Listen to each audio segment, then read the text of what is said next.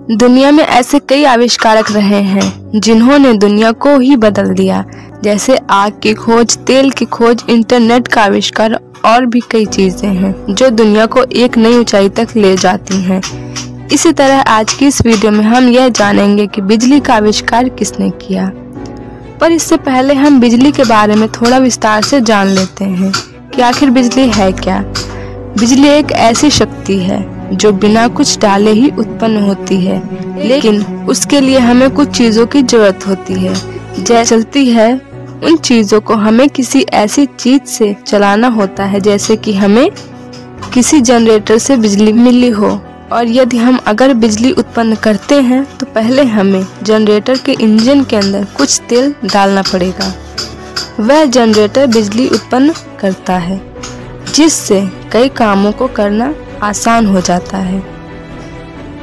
बिजली विद्युत एक ऊर्जा का रूप है जो प्रकृति में पहले से विद्यमान है। इसलिए यह कहा जा सकता है कि विद्युत का आविष्कार नहीं बल्कि खोज की गई थी, और कई प्रयोगों की मदद से प्रकाश और बिजली के बीच संबंध बनाया गया। लेकिन इसे खोजने की जरूरत का श्रेय बेंजामिन फ्रैंकलिन को दिया जाता है, और सबसे पहले विद्युत की खोज महान यूनानी दार्शनिक और भौतिक वैज्ञानिक थेल्स द्वारा हुई थी। विद्युत की खोज का वास्तविक श्रेय माइकल फैराडे को जाता है। सन 1831 में जब माइकल फैराडे ने इलेक्ट्रिक डायनेमो का आविष्कार किया, तब बिजली का इस्तेमाल तकनीक के रूप में किया जाने लगा। माइकल फैराडे के इलेक्ट्रिक डायनेमो में एक चुंबक था जो तांबे के तार की एक कुंडली में घूमता था।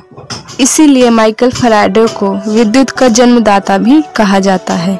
इसके बाद बिजली के क्षेत्र में कई प्रयोग किए गए और बिजली से चलने वाले नए उपकरण बनाए गए। जैसे सन 1878 के आसपास थॉमस एडिसन और उनके सहयोगियों ने फिलामेंट लाइट बल्ब का आविष्कार किया, और दूसरे बल्ब का आविष्कार भी कई वैज्ञानिकों ने किया था।